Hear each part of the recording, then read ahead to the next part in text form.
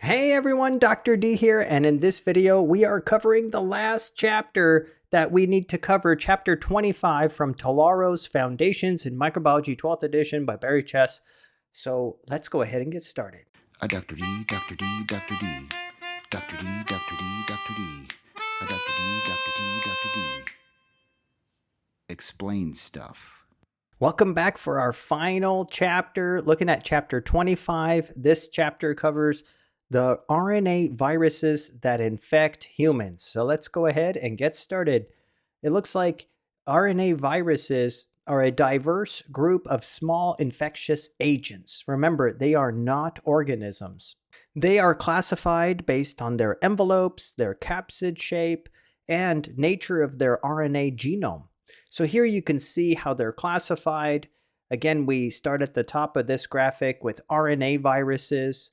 And take a look here. There are enveloped RNA viruses, and there are non-enveloped RNA viruses. And the enveloped RNA viruses have single-stranded genomes that can be segmented, which means there's numerous pieces of RNA, or non-segmented, which means it's one long piece of RNA. There's also single-stranded genome viruses with envelopes that encode for reverse transcriptase. These are known as the retroviruses. And then we also have non-enveloped RNA viruses. They can be single-stranded or even, check this out, double-stranded RNA. You've never probably heard of double-stranded RNA, right? Because you guys know that RNA is usually single-stranded. But these viruses, the Reoviruses, which include Rotavirus, this is a double-stranded RNA genome. Isn't that neat? And then, of course, there are the single-stranded genomes with non-envelopes as well that we're going to cover. We'll touch on a lot of these, and we'll see how they cause human diseases. So let's begin with those enveloped, segmented single-strand RNA viruses. And remember, segmented means multiple pieces of RNA. Just like you and I, you know how you and I have, typically 46 chromosomes, 46 pieces of DNA, double-strand DNA in our nucleus. These viruses have multiple pieces of RNA, right, of single-stranded RNA as their genomes. So let's start with the first one, the Orthomyxoviruses. This includes influenza. You've all heard of influenza, right? The flu virus. Well, this consists of 3 distinct influenza virus types. There's influenza A, B, and C. And it's type A that causes the most infections. You can see this was responsible for swine flus, Asian flus, bird flus of the past, right? These are all outbreaks that happened in the past, and these were particularly bad outbreaks of the flu. And as you know, you catch the flu by breathing it in, right? Or someone sneezing or coughing, you breathe in those respiratory droplets. They harbor the virus. The virus then attaches to and multiplies within the respiratory tract. And those segments of RNA, remember this is a segmented genome of single-strand RNA, those segments of RNA enter your nucleus, and the finished viruses then assemble within your cells, and those viruses bud off of the cell. Now let me see if you can beat Wicket. If those viruses bud off of your cells, that means that they, what does that mean? If they bud, are they going to have an envelope or are they not going to have an envelope? Can you beat Wicket? That's right, Wicket. When the virus buds out of a cell, remember, it takes part of that cell's membrane with it, and that becomes its envelope. So that's why influenza, the flu virus has an envelope, because they bud. So here we can see the course of an influenza infection, starting with part 1, right? So let's zoom into the first step here. And firstly, I just want to show you the influenza virus right here, how pretty it is. Isn't this neat? Look at this. This is the influenza virus, and it's an enveloped virus, right? Because it buds out of your cells. This is the envelope. And I want you to notice these spike proteins. Do you guys remember from the previous chapter that spike proteins assist in adsorption, the virus sticking to the host cell? And there are two types of spike proteins that I want you to know about right here. Look at this. This one is called hemagglutinin spike protein right here.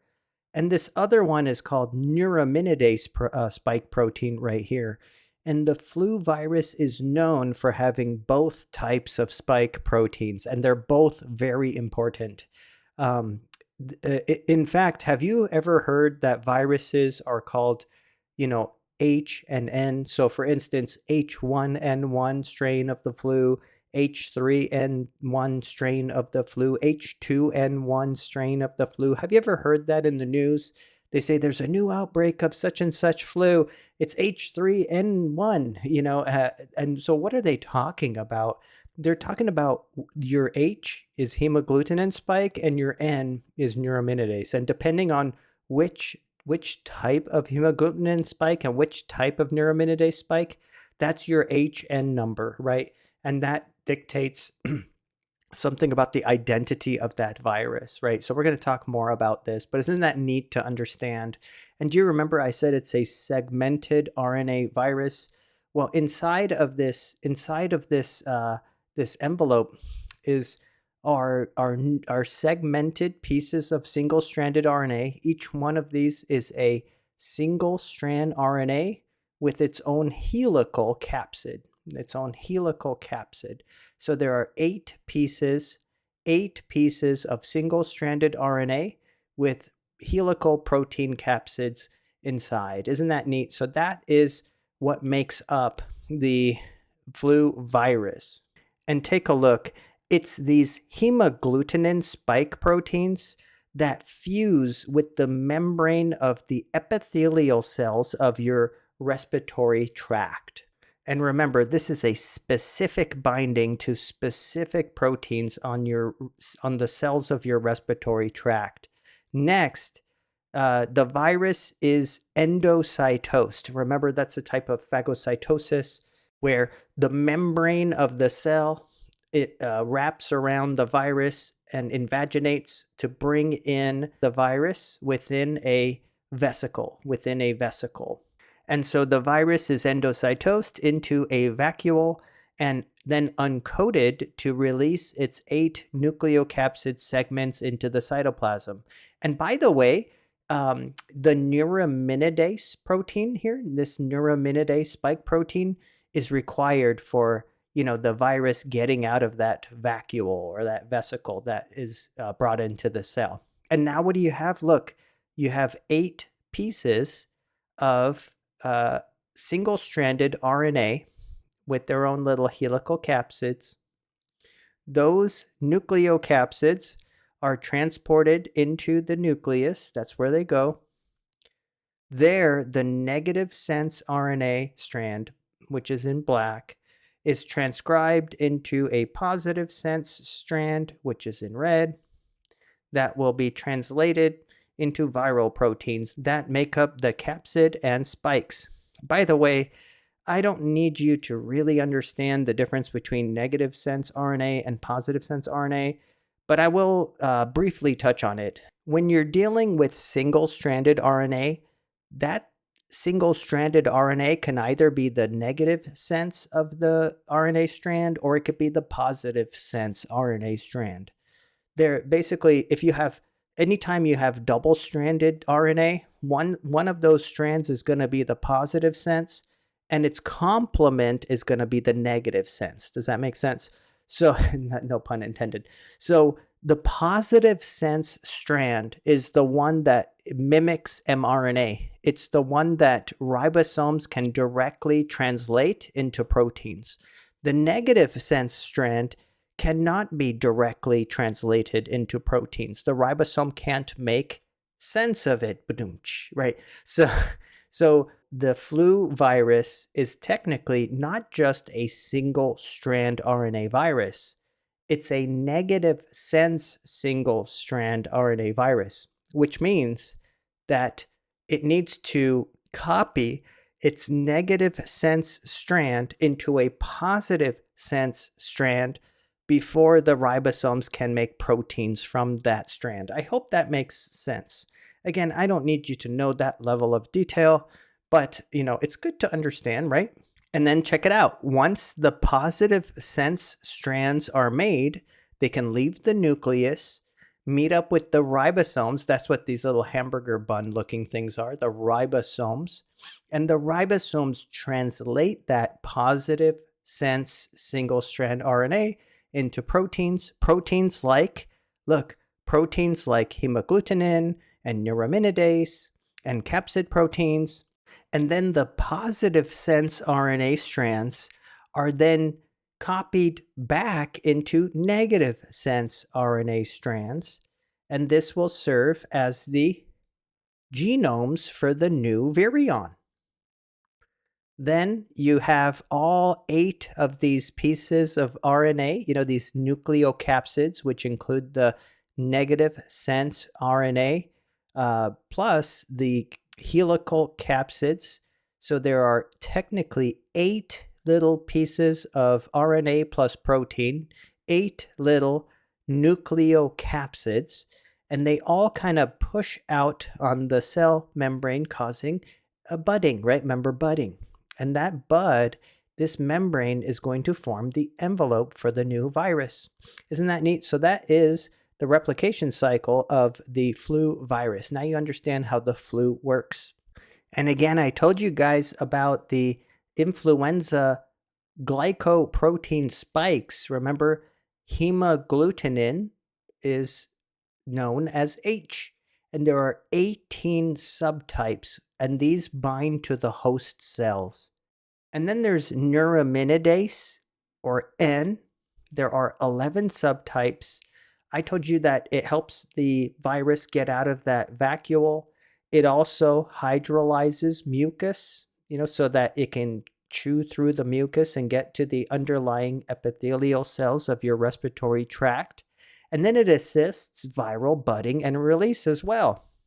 And the problem is both of these glycoproteins, H and N, frequently undergo genetic changes, decreasing the effectiveness of the host immune response. And this is why you need a new flu shot every season. It's because H and N are constantly getting mutated. They're constantly changing. And that means that the new strains of the flu may not be recognized by your old antibodies from your previous flu shots. So here we can see a nice little computer rendition of a virus, a influenza virus. Look inside of this. Isn't that neat? Look, you have 8 helical capsids, or nucleocapsids, I should say, 8 nucleocapsids, which contain negative sense single strand RNA and proteins, right? The helical capsomer proteins that form the capsid. There's 8 of those nucleocapsids inside of an envelope, the envelope that it stole from the previous host cell. And then on top are those hemagglutinin and neuraminidase proteins. Now, one thing you should know about the flu or influenza virus is that it's mutating like crazy. It mutates all the time, and hence why we need new flu shots every season. And constant mutation is called antigenic drift, which gradually changes their amino acid composition of their H proteins and N proteins. Antigenic shift also exists, and this one's really neat, and I'll tell you about this in a second, but antigenic shift is not due to mutations, but one of the genes or RNA strands is substituted with a gene or strand from another influenza virus from a different animal host. So you can have different kinds of combinations of these segmented genomes. So the way it works is, remember how I told you there are 8 separate single-strand RNA pieces, right? 8 separate RNA strands. Well, there are 10 genes that exist on those 8 separate strands. And during antigenic shift, those 8 separate RNA strands might get jumbled up with the 8 separate RNA strands of a different virus. So let me show you how that one works. Let me show you how the more difficult one works real quick. I want to show you how antigenic shift works. But keep in mind, remember, each flu virus has 8 separate single-strand RNAs. So take a look at antigenic shift. This is what caused pandemic influenza. Take a look here. Imagine if a flu virus from a duck, the flu virus from a duck, were to infect this pig, and simultaneously a human flu virus from a person were to infect this pig as well.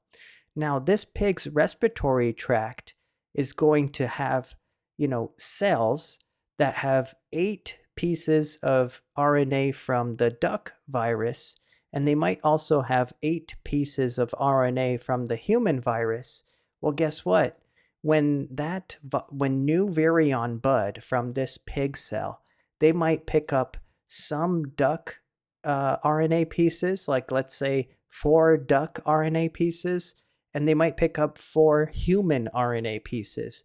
And guess what? Now you have a completely new strain of the flu that, might be called swine flu, and that's why it's called swine flu, because now the swine can spread this totally new version, this totally new strain of the virus to people. Does that make sense? So this is where terms like swine flu or bird flu come from, because this would be a new strain of the flu with a new combination of 8 different pieces of RNA, and that hops to people, and people are not ready for that big a change, right? And that causes the most severe outbreaks and pandemics. With antigenic drift, on the other hand, this is just due to mutations, constant mutations. So this is gradual changes in their amino acid composition over time.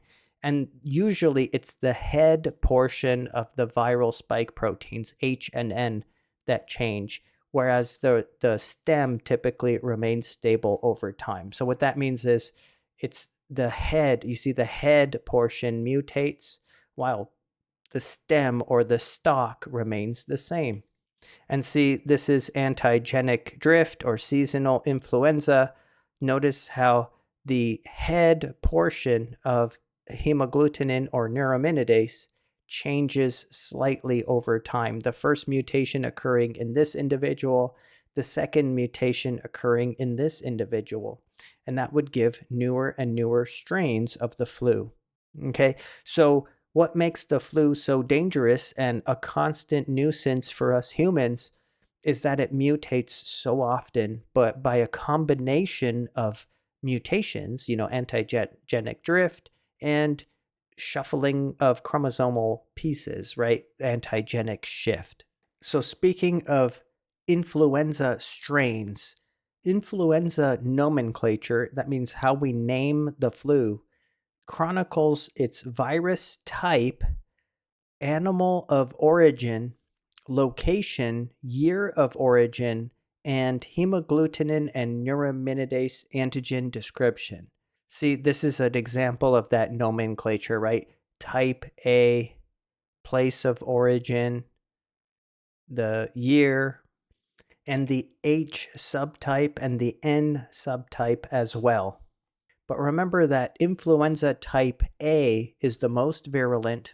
After 2003, strains of influenza A virus that usually infect birds underwent an antigenic shift and began to infect humans. Remember, this was called bird flu. Influenza B only undergoes antigenic drift, no antigenic shift. And influenza C is known to cause only minor respiratory disease, probably not involved in epidemics. A bit more about the dangerous influenza A. It's acute, which means it comes on strong and then goes away.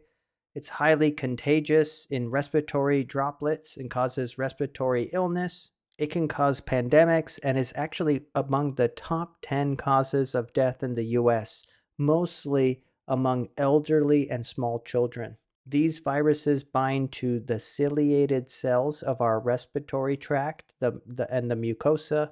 Infection results in rapid shedding of cells, stripping the respiratory epithelium, causing severe inflammation. Other signs and symptoms include fever, headache, myalgia, pharyngeal pain, shortness of breath, coughing, and weakened host defenses predispose patients to secondary bacterial infections, which can result in pneumonia. So, to diagnose the flu, there's a rapid immunofluorescence test that you can take. There's also serological tests to screen for antibodies. Treatments, there are some antiviral medications. You've probably heard of Tamiflu, for instance. Again, remember with antivirals, they don't cure you, but they can lessen the severity of signs and symptoms, and they can shorten the length of the disease. And so the annual vaccine is recommended to try to avoid the flu altogether, but it's not a 100% guarantee that you're going to be safe, because they try to include all the new strains of the flu each year, but it's mutating all the time, so it's very difficult to do. All right, so as far as enveloped segmented single strand RNA viruses go, we just touched on the flu virus, Orthomyxovirus, but now we're going to turn our attention to Bunyaviruses and Arenaviruses. Bunyaviruses and Arenaviruses are transmitted zoonotically, which means from animals. They can cause periodic epidemics. They are extremely dangerous. And these are actually considered biosafety level 4 viruses, which means if you study these in the lab, you have the utmost of lab precautions like negative pressure rooms, hoods, like ventilation hoods, full-on gear, respiratory protection, etc. Bunyaviruses are transmitted by insects and ticks. They can cause California encephalitis, Rift Valley fever, Korean hemorrhagic fever, and American Bunyavirus is a hantavirus.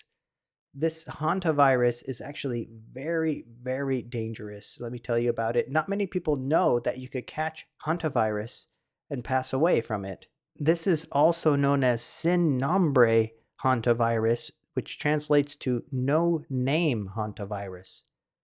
This virus is carried by deer and harvest mice and is transmitted via airborne dried animal waste. Now, one problem is, again, I give you the example of rummaging around in your attic, for instance. If you're up in the attic and you're rummaging around, kicking up dust, you could also kick up dried animal waste from mice, right? And that mouse droppings, that you could breathe in that dried animal waste, and that is one example of a surefire way to catch the hantavirus if it had infected that mouse. This results in hantavirus pulmonary syndrome, or HPS. This is again an emerging disease leading to high fever, damage to the lung, edema, and pulmonary failure. It has a 33% mortality rate. It is no joke. If you remember the news recently, Gene Hackman had passed away in his home along with his wife, Betsy, and it turns out that it was due to Betsy passing from exactly this, hantavirus pulmonary syndrome. She passed away from that, unfortunately, and he, in his state, because he had Alzheimer's, he couldn't take care of himself, and he also ended up passing away. So very, very tragic tale there, but an example of how important it is for us to all become educated on hantavirus, that, anytime you're going to come into contact with the dried animal waste, that you're extra careful and you take care of your breathing. You wear a N95 mask at a minimum. And then also the arenaviruses, which can cause Lassa fever. This is closely associated with a rodent host, and transmission occurs through aerosols and contact with those rodents. All right, concept check number 1 time. Which of these happens in the case of antigenic shift in influenza A? Remember, antigenic shift was when the 8 chromosomes or the 8 pieces of single-strand RNA are changed around. So let's see. Number 1, single mutations. No, that would be antigenic drift. B, recombination of RNA segments, the 8 segments between bird segments and human segments. Yes, isn't that correct? B is the correct answer. All right, we are finished with the enveloped segmented single-strand RNA viruses. Now let's turn our attention to the enveloped non-segmented single-strand RNA viruses. This means that, again, they have one long piece of single-strand RNA, not multiple segments of RNA inside of their nucleocapsid. These include the Paramyxoviruses, Rhabdoviruses, Coronaviruses, Togaviruses, Flaviviruses, and Filoviruses. Let's start with the first one here, Paramyxoviruses.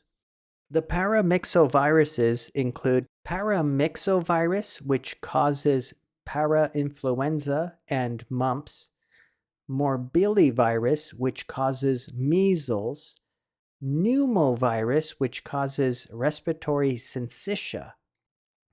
These viruses have a respiratory transmission. The envelope has a glycoprotein and spike proteins called F spikes that initiate cell-to-cell fusion. When these cells fuse, fusion with neighboring cells forms what's known as a syncytium or multinucleate giant cells. So these are really interesting viruses. They have these components that called F spikes. And when a virus infects a cell, it places these F spikes into that cell's membrane, and that causes 2 adjacent host cells to fuse, becoming one big cell, right? This is called a syncytium. And obviously, if two neighboring host cells fuse into one big host cell, well, then you're going to be multinucleate as well, right? You're going to have 2 nuclei. And these multinucleate giant cells form as a result. So here you can see the Paramyxoviruses, when they infect the cells. See, these are just regular cells everywhere. But in the center, you can see the giant cell, also known as the multinucleate giant cell. Look how many cells have fused. These viruses have caused all these cells to fuse together to form one massive giant cell with multiple nuclei inside. And this syncytia is caused by the virus, and so this is a way of diagnosing someone with these particular viruses as well. So you might be wondering, why does a syncytia form? This fusion of cells allows direct passage of viruses from an infected cell to uninfected cells. Through this means, the virus evades antibodies. So the virus evades your host immune system, the B cells, the T cells, the macrophages, right? So it ignores your immune system by just causing your adjacent cells to fuse to one another. And then that's a clever way of infecting neighboring cells without exposing yourself to potential host antibodies or, host defenses. So let's do a quick rundown of these Paramyxoviruses, starting with the Paramyxovirus. Let's start with how it causes parainfluenza. Parainfluenza is caused by Paramyxovirus. It's as widespread as the flu, but more benign. That means less severe. It has a respiratory transmission. It's seen mostly in children. It's the worst if it occurs in infants, because in infants it can be severe enough to be life-threatening. It can have symptoms that are similar to the minor cold, bronchitis, bronchopneumonia, or croup. Croup manifests as labored or noisy breathing and a hoarse cough. There's no specific treatment available, only supportive therapy. Another infection that's caused by Paramyxovirus is mumps. Mump is an old English term for a bump or a lump. And you could notice that the throat region becomes lumped, right? So that's how you can tell there's mumps. Mumps usually is symmetrical, so you see it on both sides, though asymmetrical mumps could occur as well. It's a self-limiting illness associated with painful swelling of parotid salivary glands. Usually both sides are affected, like I mentioned, but it's an infection of those salivary glands causing them to swell up and form that lump, right? By the way, mumps is also known as epidemic parotitis. And with mumps, humans are the only reservoir, so it has a narrow host range or tropism, remember that term? 40% of infections are subclinical. Long-term immunity can be gained. There are fewer than 3,000 cases in the US, and the reason for that is because we have a very nice vaccine against mumps. It's part of the MMR regimen, measles, mumps, rubella regimen of live attenuated vaccines. Though if you do catch mumps, there's an incubation period of 2 to 3 weeks, followed by fever, muscle pain, malaise. There's classic swelling of one or both cheeks. You get that the mumps, which are the lumps. Next, measles. Measles is caused by Morbillivirus. It's also known as red measles or rubeola. This is different from German measles. It's very contagious, transmitted by respiratory aerosols. Humans, again, are the only reservoir. There are less than 100 cases per year in the US, though it is a frequent cause of death worldwide. And again, the reason for the fewer than 100 cases per year in the US is again because of that MMR vaccine, measles, mumps, and rubella, right? And so measles is quite rare in the United States, though it is a cause of death worldwide, where the MMR vaccine is not available. Again, don't confuse measles with German measles. German measles is known as rubella. And yes, that is part of the MMR vaccine. Rubella, MMR, the R stands for rubella. So effectively, the MMR vaccine treats against measles, mumps, and rubella, which is German measles. But back to regular measles. Regular measles invades the mucosal lining of the respiratory tract. Remember, it's spread by respiratory droplets. Initial symptoms include sore throat, dry cough, headache, conjunctivitis, lymphadenitis, and fever. Complex spots form as a prelude to the exanthem that erupts on the head, progressing to the trunk and extremities to cover most of the body. And again, with measles, it really is preceded by these complex spots. You can see white lesions along the gum line adjacent to those molars. And B, you can see the appearance of the measles rash. Individual lesions are flat or slightly raised bumps, described as maculopapular bumps, distributed over the most of the body. But the most serious complication of measles is called subacute sclerosing panencephalitis, or SSPE, a progressive neurological degeneration of the cerebral cortex, white matter, and brainstem. It occurs in 1 in a million infections, involving a defective virus spreading through the brain by cell fusion and destroys cells of the brain. It leads to coma and death in months or years. However, all this can be stopped with the MMR vaccine. All right, we've covered Paramyxovirus, Morbillivirus, On to Pneumovirus, which remember causes respiratory syncytia. Respiratory syncytia virus, RSV, also called pneumovirus. It infects the upper respiratory tract and produces these giant multinucleate cells. This is the most prevalent cause of respiratory infection in children 6 months or younger. These are the people who are most susceptible to the disease. The virus finds the epithelia of the nose or the eye as its portal of entry. It then replicates in the nasal pharynx, the upper respiratory tract right here, including the sinuses, the nose, the pharynx. This results in fever, rhinitis, pharyngitis, otitis, and croup. There are some treatments that can limit the severity of the signs and symptoms, as well as shorten the length of the infection as well. All right, moving on from these Paramyxoviruses, let's move on to the Rhabdoviruses, another group of these enveloped, non-segmented single-strand viruses. Now we're on to the Rhabdoviruses. And the one we're going to touch on is rabies. Rabies is a member of the Rhabdovirus family, genus Lysavirus.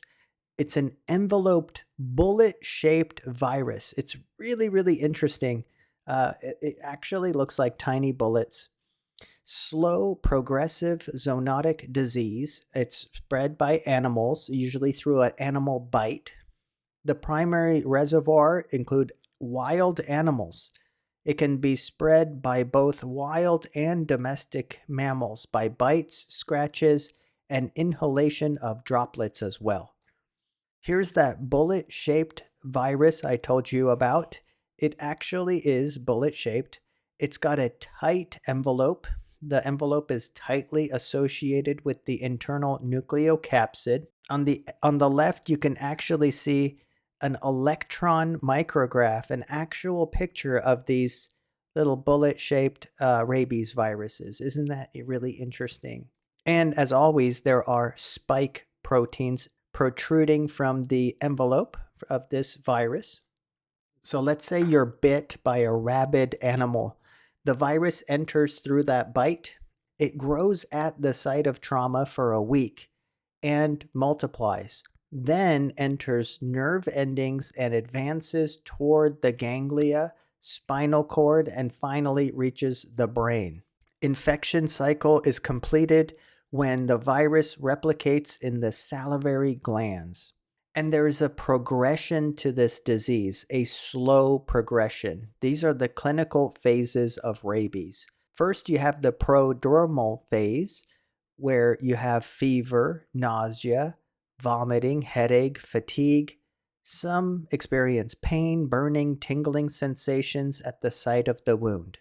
This is followed by the furious phase, where there is agitation, disorientation, seizures, twitching, hydrophobia, which means a fear of water, literally a fear of drinking water. And then the paralytic phase, where you become paralyzed, disoriented, and stuporless. Stuporless meaning extremely lethargic. And this progresses to the coma phase, resulting in death. Here you can see the rabies distribution in the United States and the types of animals that carry them most commonly. Blue being skunks, yellow for raccoons, purple for foxes. So again, when you are bit by a wild animal, it is best to go to the doctor because fortunately, rabies progresses slowly. So if you get treatment right away and get access to those rabies shots, you can be treated, but you need to go to the clinic right away. How do we diagnose and manage rabies? Rabies is often diagnosed at autopsy. The nervous tissue exhibits intracellular inclusions called Negri bodies. The bite from a wild or stray animal demands assessment of the animal with meticulous wound care and specific treatment. Treatment involves passive and active post-exposure immunization, The wound is infused with human rabies immune globulin, HRIG, and globulin. You are also administered the vaccine with human diploid cell vaccine, HDCV, an inactivated vaccine given in 6 doses with 2 boosters. Luckily, with rabies, you can be vaccinated after exposure, again, because it's such a slow progressing disease that normally you cannot be vaccinated after exposure. But with rabies, you can, as long as you go to the clinic right away after that bite. And how do we control for rabies? We vaccinate our domestic animals. In fact, Punky had her rabies shots just yesterday. Elimination of strays and strict quarantine practices. And this leads to concept check number 3. For which disease are active and passive immunizations given simultaneously? And we just talked about that. It's rabies. All right, so let's track our progression of the enveloped, non-segmented, single-strand RNA viruses. Again, we touched on the Paramyxoviruses. We just touched on rabies and the Rhabdoviruses. Let's move on to the coronaviruses, a little bit more recent in the news.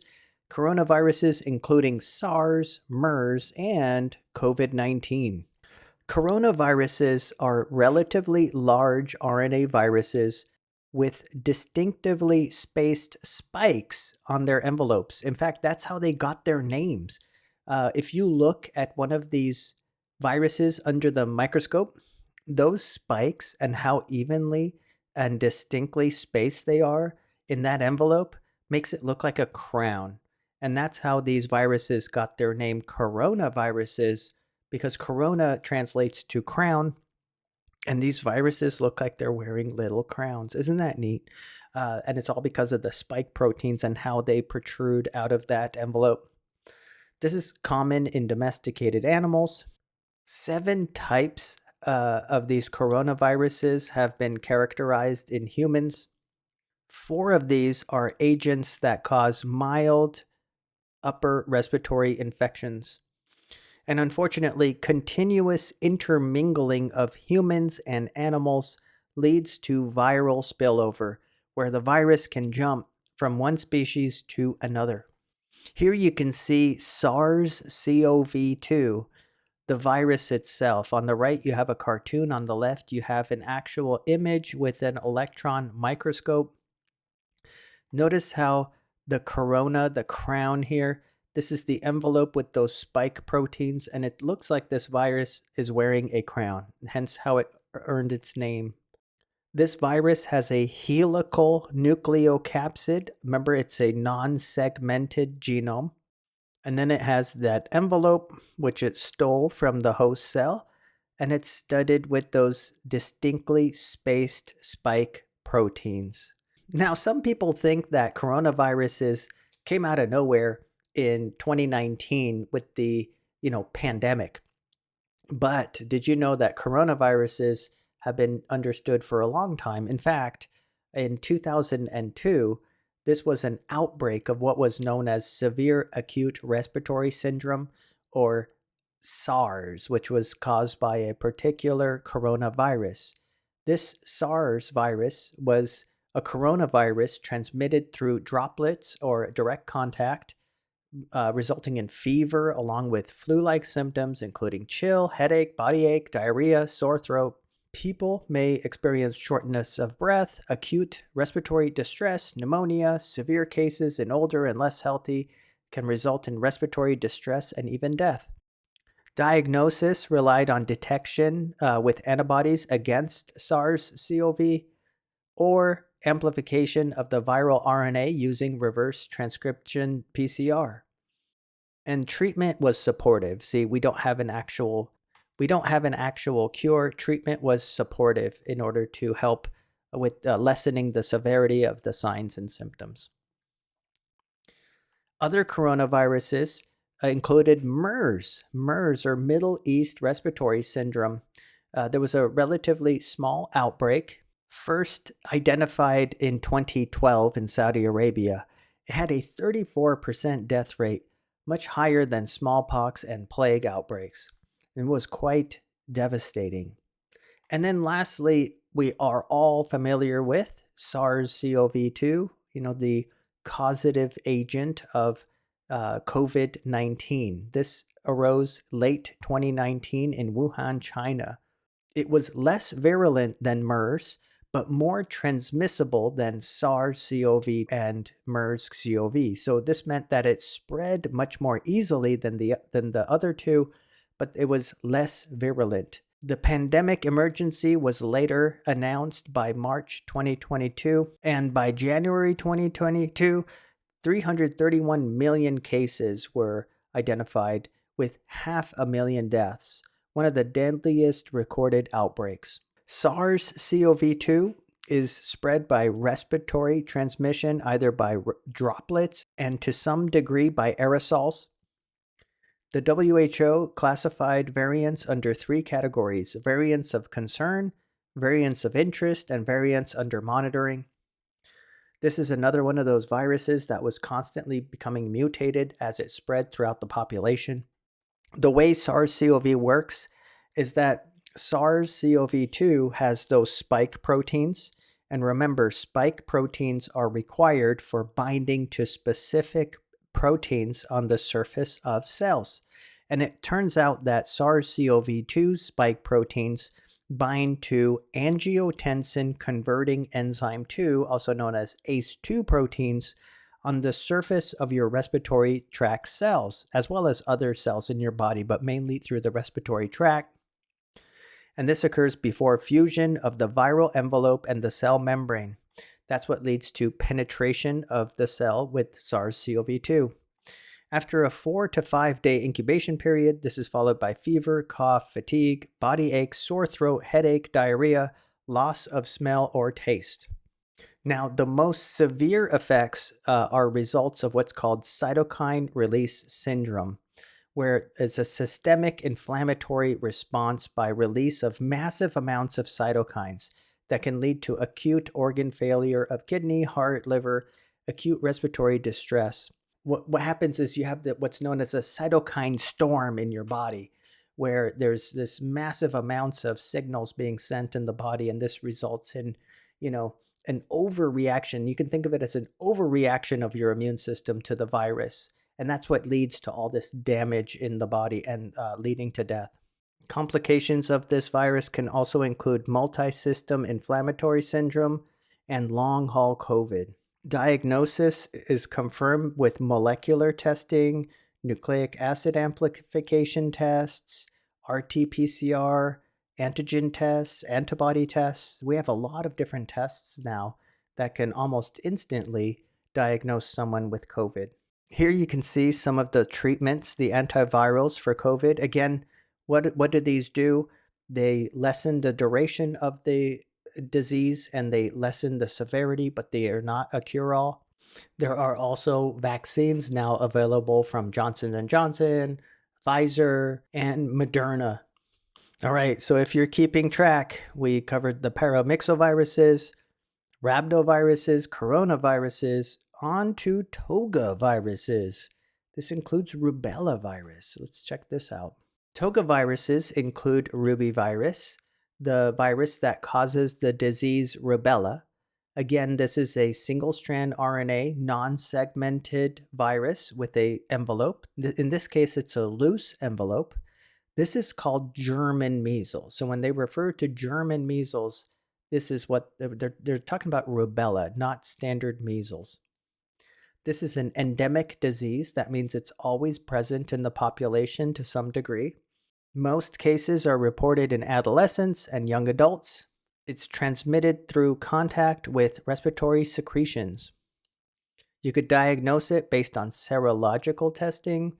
There's no specific treatment, but why not prevent it altogether with the MMR vaccine? Remember MMR, measles, mumps, rubella. That one vaccine regimen protects you against all 3 diseases. There are 2 clinical forms of rubella: postnatal rubella and congenital rubella.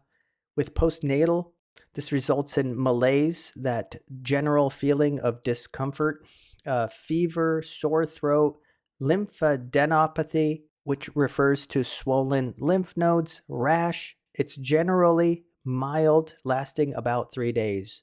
Congenital rubella, on the other hand, happens inside of the womb. The infection occurs during the first trimester, and it is most likely to induce miscarriage or multiple defects such as cardiac abnormalities, ocular lesions, deafness, and mental and physical retardation. All right, we finished the Togaviruses. Now, again, remember, with the enveloped, non-segmented single-strand RNA viruses, we still have Flaviviruses to go and Filoviruses to go. So let's cover those next, the Flaviviruses and the Filoviruses.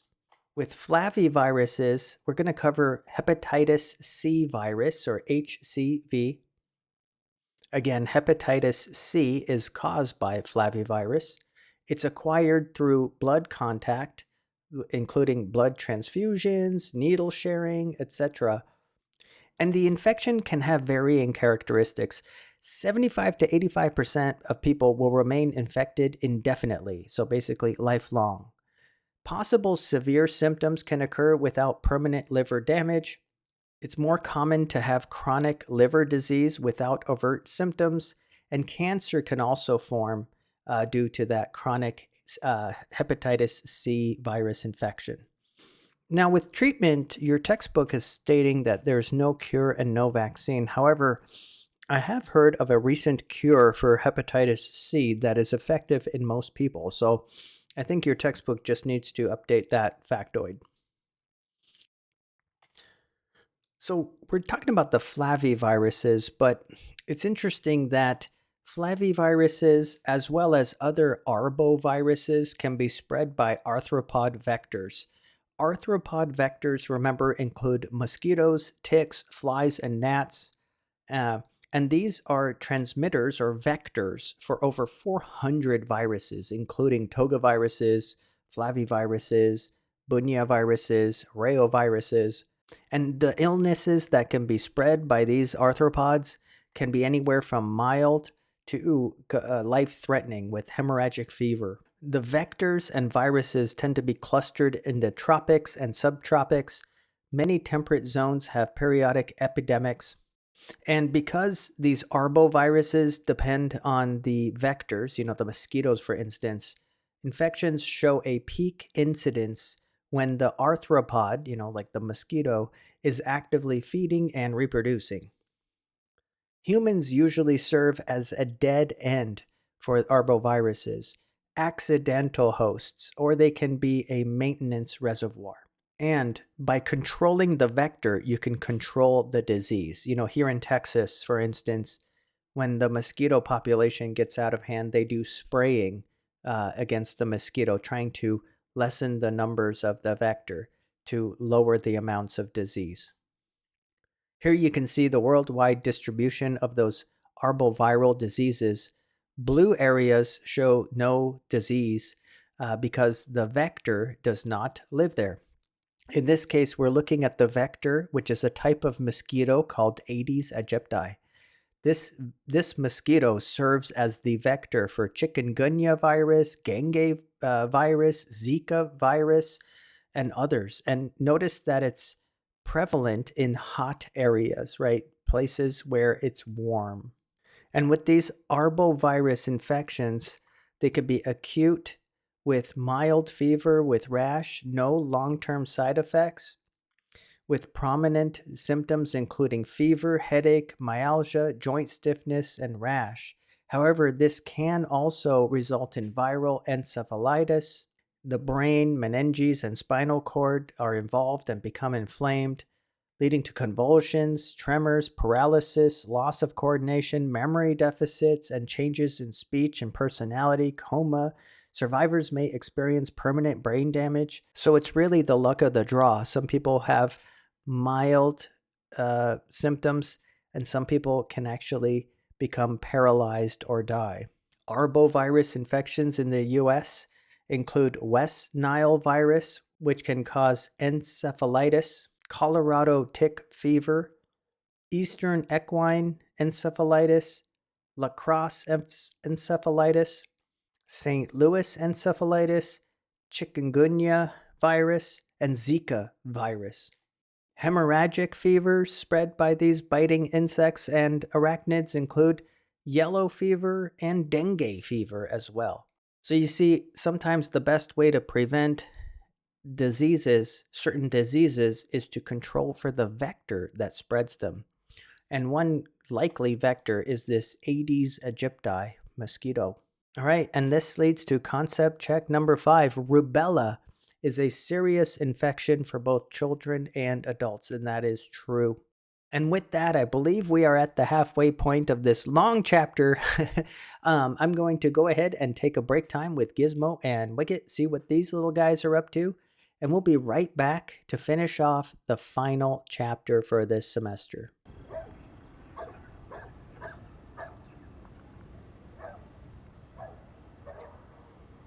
All right, welcome back from break time with Gizmo and Wicket. Remember, we have covered the RNA viruses that are enveloped. We covered the ones with the single-stranded genomes, both segmented and non-segmented, but we haven't covered the ones that have reverse transcriptase. These are the enveloped single-strand genome viruses with reverse transcriptase, namely retroviruses, for instance, HIV, which causes AIDS. So we're going to cover that one next. So HIV infection and AIDS. The virus itself is called human immunodeficiency virus, or HIV for short. It causes a disease called acquired immunodeficiency syndrome, or AIDS. This disease first emerged in the early 1980s. When physicians from New York, Los Angeles, and San Francisco noticed that young patients were coming in with a common theme. They had severe pneumonia caused by Pneumocytis jirovecii, normally a harmless fungus, a rare vascular cancer called Kaposi sarcoma, sudden weight loss, and swollen lymph nodes with a general loss of immune function. And eventually, scientists at the Pasteur Institute in France discovered that this was caused by a virus they called human immunodeficiency virus, or HIV. HIV is a retrovirus in the genus Lentivirus. You know what a retrovirus is? A retrovirus is a virus that uses a special enzyme called reverse transcriptase, or RT for short, in order to make double-strand DNA from its single-stranded RNA. So if a virus is able to read RNA and make DNA from RNA, it's a retrovirus, and it uses reverse transcriptase. So these viruses read their RNA genomes with reverse transcriptase and make a double-strand DNA copy of that RNA genome. And that's why it's called reverse transcriptase, by the way. Do you guys know what transcription is? Let's see if you can beat Wicket. What is transcription? Did you guys learn about transcription in the past? That's right, Wicket. Transcription is when DNA is copied into mRNA. That's called transcription. Well, what do you think reverse transcription means? That means you copy RNA back to DNA, you see, and you need a special enzyme called reverse transcriptase to do it. Your cells and my cells don't have this special enzyme, reverse transcriptase. So the virus itself has to code for that particular enzyme.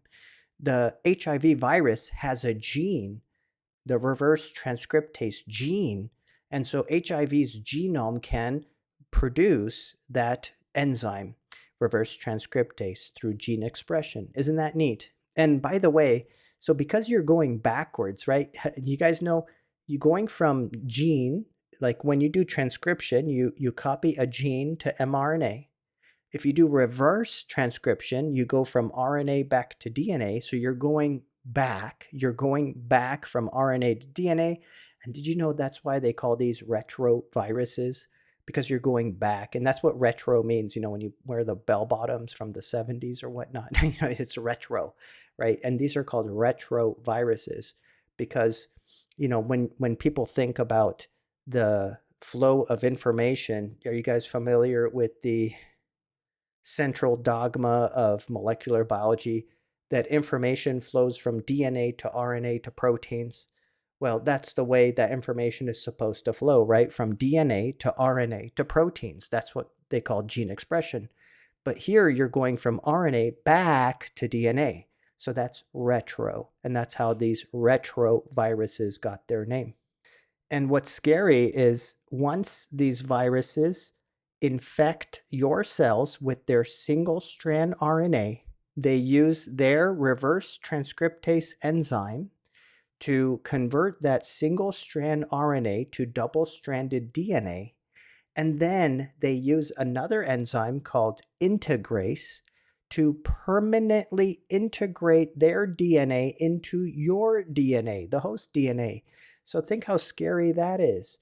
They convert their RNA genome to DNA, and then they cut and paste that into your DNA, into your genome with another enzyme called integrase. And this is why it's so hard to treat HIV infection, because that double-stranded DNA gets integrated into your genome. And this viral infection leads to a loss of what are called helper T cells or CD4 T cells, which we've learned about before. And that causes acquired immunodeficiency syndromes or AIDS, which is a depletion of your immune system. You have an immunodeficiency, which means now you are much, much more susceptible to all the different kinds of infections that are out there, such as, this pneumocystis jirovecii, which was ordinarily a harmless fungus. These early researchers in the 80s noticed that, people were getting severe pneumonia from this ordinarily harmless fungus. Well, why would that be? Well, that's because they have acquired immunodeficiency syndrome. So even harmless, normally harmless infections can progress and become life-threatening. And here we can see a cartoon of the HIV virus. Notice that it is an enveloped virus because it buds out from cells. So it steals the envelope from your cells. On the surface, you have two different types of glycoproteins. Glycoprotein 120, here you can see it closer, GP120 for glycoprotein 120, which is the docking glycoprotein, and glycoprotein GP41, which is the transmembrane glycoprotein. Those are the two types of glycoprotein spikes present on the surface of HIV. Inside the capsid, you see here you have this capsid protein coat. Inside, you have two identical copies of RNA genome and several molecules of reverse transcriptase in yellow. Remember, these viruses must bring the enzyme reverse transcriptase with them in order to infect your cells and convert their single-stranded RNA you see here in orange into double-stranded DNA. And do you remember what happens next? Let's see if you can beat Wicket. What happens after the reverse transcriptase, this yellow reverse transcriptase will copy the RNA genome, the single-stranded RNA genome, into double-stranded DNA. And then what happens next? I mentioned it earlier. Can you beat Wicket? That's right, Wicket. The other enzyme, integrase, which are the green dots, integrase will then integrate that double-stranded viral DNA into your DNA, right? Into your chromosomes, making the infection permanent. And here you can see the tropism at work with HIV. Remember, tropism is the specific binding between the spike proteins on a virus and receptor molecules on a host cell, because think about it, HIV can't infect just any old cells in your body. It has specific cells in your body which it infects. So here you can see the glycoproteins GP120 and GP41, and you can see they bind to their specific receptors on the human cell membrane. GP120 binds to CCR5 and CD4 receptors, while GP41 binds to CXCR4 receptors. And one of the main types of cells in your body that are infected by HIV are the CD4 positive. Remember, those are the helper T cells. The helper T cells are the CD4 positive T cells. In fact, here you can see the in this big cell right here in blue and green, this is a helper T cell. This is a CD4 positive T cell. And here, look at those little yellow dots. Those are HIV viruses sticking to the surface of your helper T cell and infecting that cell. And this is an actual picture of that process, the infection of a helper T cell by HIV viruses. This is done with an electron micrograph with false coloring. And two main types of HIV exist. HIV-1, which is the dominant form of HIV, and HIV-2, which is found mainly in parts of Africa. And remember, HIV can only infect host cells that have the required CD4 marker plus a co-receptor. So for instance, CD4 and CCR5, or CXCR4 with CD4, those are the co-receptors we're talking about. Transmission occurs mainly through sexual intercourse or transfer of blood or blood products. Babies can contract the virus before or during birth and from breastfeeding, though the virus itself does not survive for long outside of the body. Now, luckily, in the early 2000s, there was the introduction of antiretroviral therapies which slowed the progression of HIV disease. It's called a cocktail of antivirals.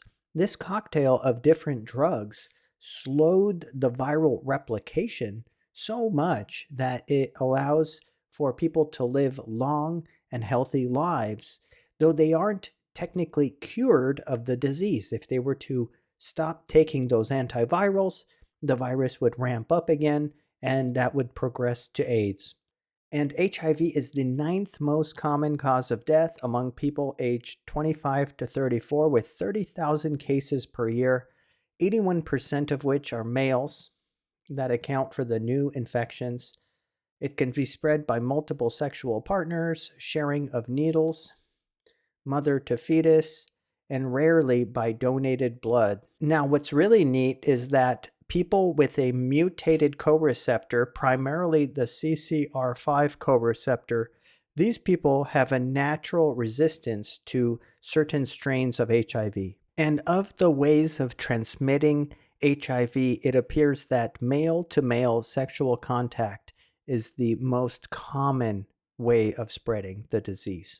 HIV is also still a problem in the United States. You can see here all the states outlined with the darker areas accounting for more cases, new cases per 100,000 population. So how does HIV cause infection? First of all, HIV crosses the mucous membrane or skin and travels to dendritic phagocytes beneath the epithelium. Those dendritic cells, what they do is phagocytose the HIV. They gobble up HIV. However, HIV is not destroyed by the phagocyte. Instead, HIV multiplies within the dendritic cells and then is shed without destroying the dendritic cell. The virus is taken up and amplified by the macrophages in the skin, lymph organs, bone marrow, and blood. The new viruses are then taken up and amplified by macrophages in the skin, lymph organs, bone marrow, and blood. Again, they amplify within the macrophages and then leave the macrophages without destroying them. And then finally, HIV attaches to CD4 and co-receptors on those helper T cells. The virus then fuses with the cell membrane of those helper T cells, where it then uses its reverse transcriptase enzyme in order to make a double-strand DNA copy of its single-strand RNA genome. The viral DNA is then integrated into the host chromosome, where it can either produce a lytic infection, destroying that helper T cell, or it can remain latent, which means not destroy and lay low and not destroy that particular helper T cell right away. And here is the course of the multiplication cycle of HIV. Let's go through this step by step. The first step, you have the HIV virus here. And remember, it binds to the receptors on the surface of a CD4 cell. Here you can see how it uses its glycoproteins to bind to the CD4 receptors. Remember, CD4, CCR5, CXCR4, these are the CD4 receptors and co-receptors that are recognized by the glycoproteins on the surface of HIV. The membrane, the envelope of the virus fuses with the membrane of the cell, and then it allows the nucleocapsid to enter the cell. Next, the nucleocapsid is uncoated so that the viral RNA is now in the cytoplasm. And do you remember at this point, the virus uses its reverse transcriptase enzyme to copy that single-stranded orange, and here it's orange color. The single-stranded RNA is then copied into double-strand DNA.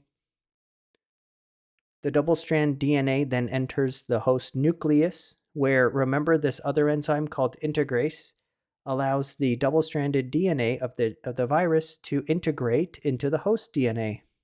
And then, once integrated into the CD4 cell DNA, HIV begins to use the translational machinery of the cell to make long chains of HIV proteins. Basically, there's transcription. Transcription results in long mRNAs. These long mRNAs produce long chains of proteins.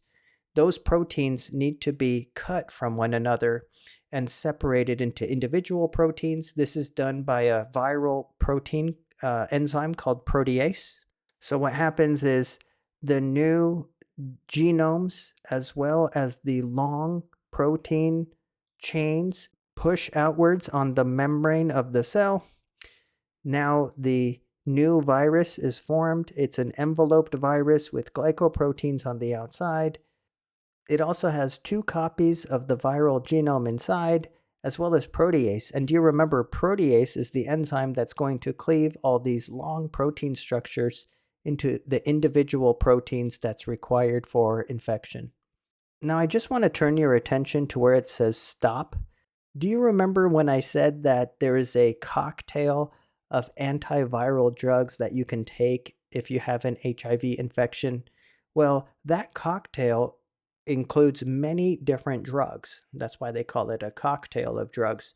One of the drugs in the HIV mix blocks CCR5. So it's a CCR5 antagonist. By blocking CCR5, you block adsorption. You block the virus ability to attach to the cell. There's also another drug in this cocktail called post-attachment inhibitors, and these can also prevent the virus from penetrating into the cell.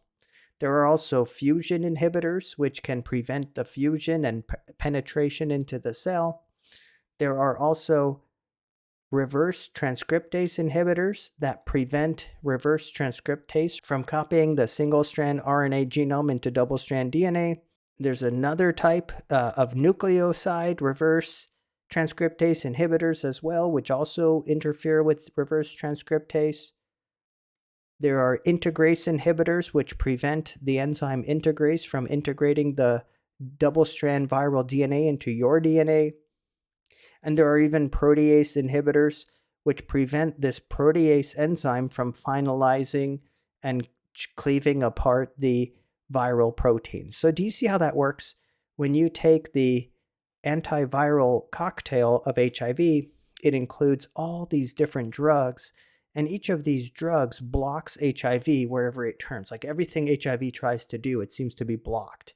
And the culmination of all these different drugs results in such a low titer, such a low level of viral replication that the virus can even become undetectable in your blood, right? So you can live a long, healthy life as long as you're taking these antiviral medications. And now you see why, right? Because each one of these drugs in the cocktail blocks something else that the virus wants to do, to the point where the virus is not replicating fast enough to destroy your helper T cells. Because that's what ends up happening, by the way, shortly after the budding, right? Shortly after budding, this T cell could rupture and die. And when your T cells rupture, remember, the helper T cells are so important. They help B cells become fully activated. They help with the immune system. So if you're destroying the helper T cells, well, then you're going to get HIV AIDS. It's going to progress to acquired immunodeficiency syndrome. And here you can see those stages of HIV infection in a patient who is not taking those cocktail of antiviral drugs. Within weeks of infection, you incur flu-like symptoms. HIV infection spreads throughout the body. However, your level of helper T cells, which is in blue, are still high. You have an initial spike in the number of HIV viruses in the blood, which then dips down. And as years progress, your numbers of helper T cells, that's what CD4 lymphocytes are, your helper T cells are depleted over years and years. And at some point, your levels of helper T cells become so low that you cross the threshold for AIDS, acquired immunodeficiency syndrome. This is where you have lymph node enlargement, fever, weight loss, fatigue, diarrhea, etc. And this is where opportunistic infections can occur, malignant tumors can occur, and death as well. However, during this period here, the clinical latency period, this is largely asymptomatic. So you can remain asymptomatic while your levels of helper T cells decline for years before all of this culminates in AIDS and death. How are patients diagnosed with AIDS? Diagnosis of AIDS is made when a person meets the following criteria. They have to be positive for HIV, and they must fulfill one of these additional criteria. They should have a CD4 helper T cell count of fewer than 200 cells per microliter of blood. Their CD4 cells account for fewer than 14% of all lymphocytes. Or they experience one or more of a CDC-provided list of AIDS-defining illnesses. This is a list of AIDS-defining illnesses.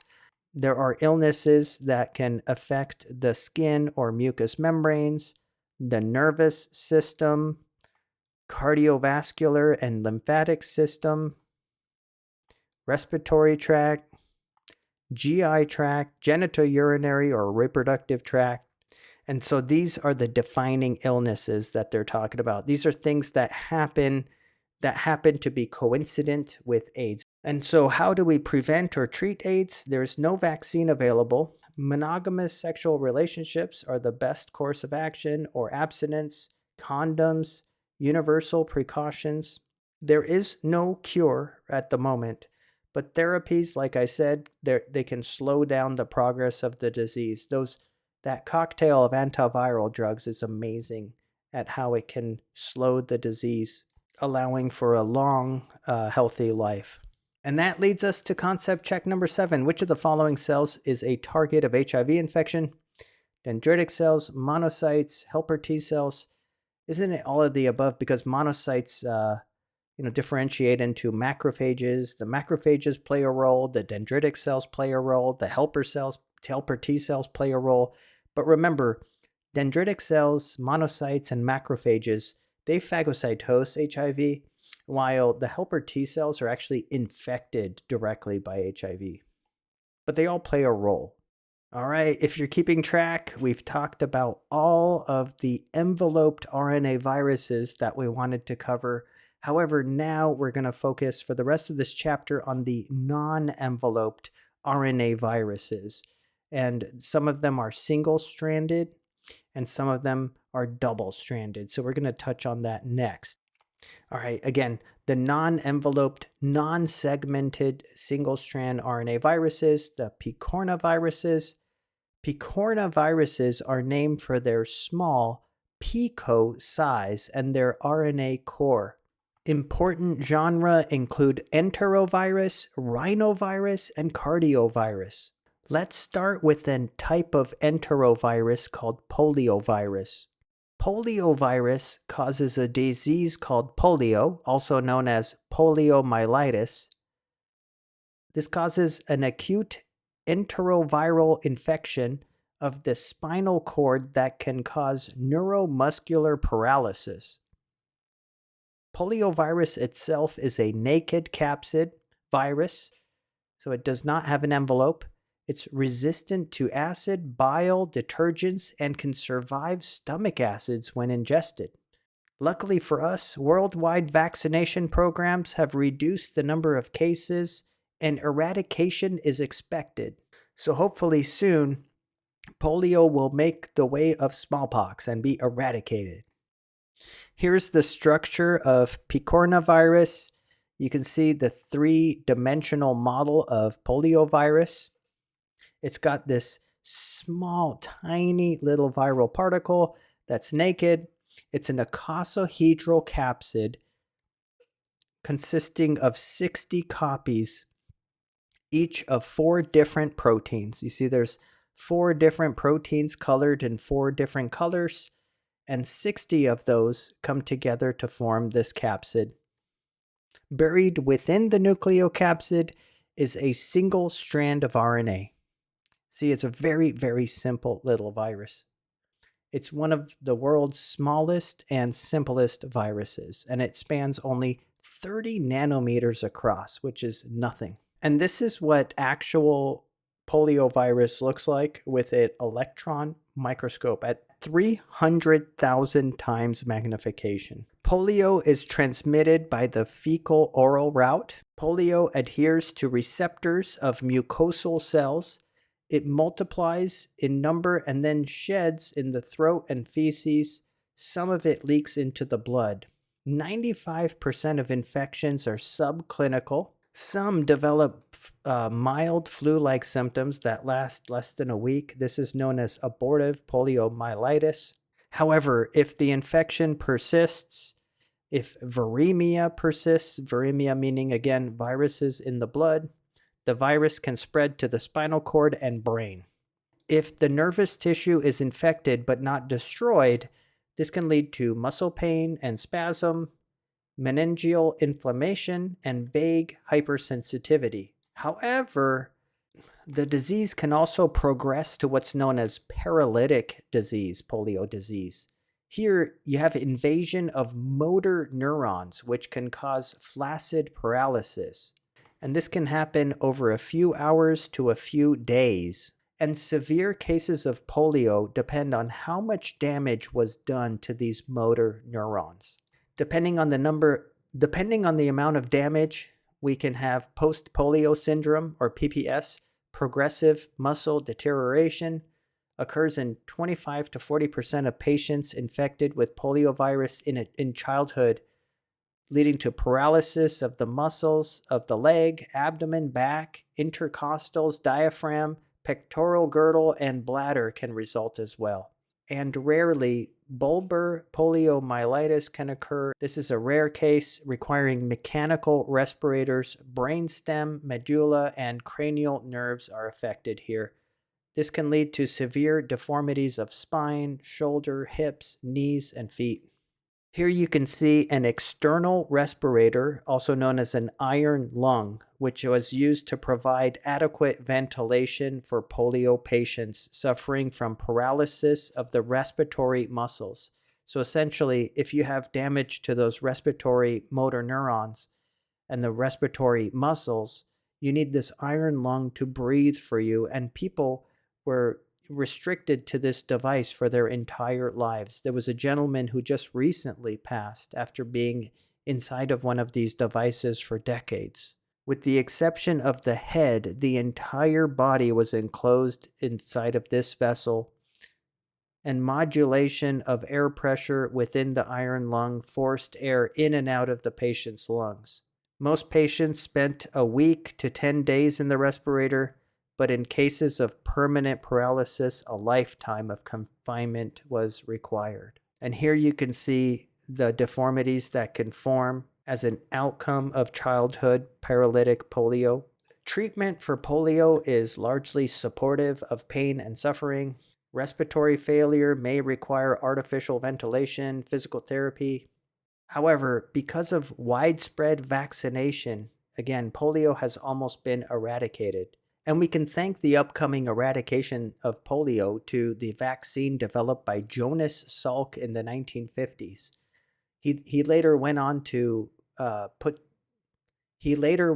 start the Salk Institute in the 1960s, which does a lot of research on vaccines and the immune system. And he was a famous figure who made the vaccine available for free. He didn't want to profit off it and become a rich man. Instead, he's a hero. He's a hero because thanks to him, people aren't going to live their lives inside of that iron lung. That leads us to concept check number 9. Let's see if we were paying attention. Poliomyelitis is generally acquired via sexual contact. Nope. Insect vectors. Nope. Ingestion. Yes, remember it was the fecal oral path, right? So someone doesn't wash their hands after using the bathroom. They touch their mouth or they touch some fomite and someone else eats that food or gets, it's an enterovirus, which means it gets into the guts and infects that way. So ingestion is the answer, C. Okay, so we touched on an enterovirus, polio. Next, let's talk about another type of picornavirus, rhinovirus. Human rhinovirus is one of the causes of the common cold. In fact, there are more than 160 serotypes associated with common cold. Their unique molecular surface makes development of a vaccine unlikely. That's why there's no vaccine for the common cold.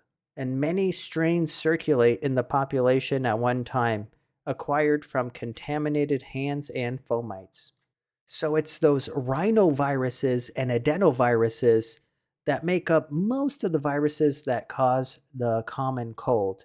The common cold is not caused by one specific virus. And we've all had the common cold. Symptoms include headache, chills, fatigue, sore throat, cough, and nasal drainage. There is no actual treatment, you just treat the symptoms. Hand washing and care in handling of nasal secretions is the best way to prevent the infection. All right, so much progress. Again, we've talked about RNA viruses that are enveloped, non-enveloped. We touched on a couple of the picornaviruses, but now let's turn our attention to the Caliciviruses. So with Caliciviruses, again, these are non-enveloped single-strand RNA viruses. Norwalk agent is the best known, and it's believed to cause 90% of all viral gastroenteritis cases. That means inflammation of the GI tract by virus. It's transmitted by the fecal-oral route. Again, someone not washing their hands and then touching things and then touching their mouth. Infection in all ages can occur at any time of the year. It has an acute onset, nausea, vomiting, cramps, diarrhea, chills. Rapid and complete recovery is expected. So this is when you go out and eat and you get that stomach bug, but it's not a bug, it's a virus, and it causes a lot of distress in the GI tract with diarrhea, vomiting, nausea, but then the next day you might feel just fine, right? That's this agent, Norwalk agent, which is a Calicivirus, is the most common cause.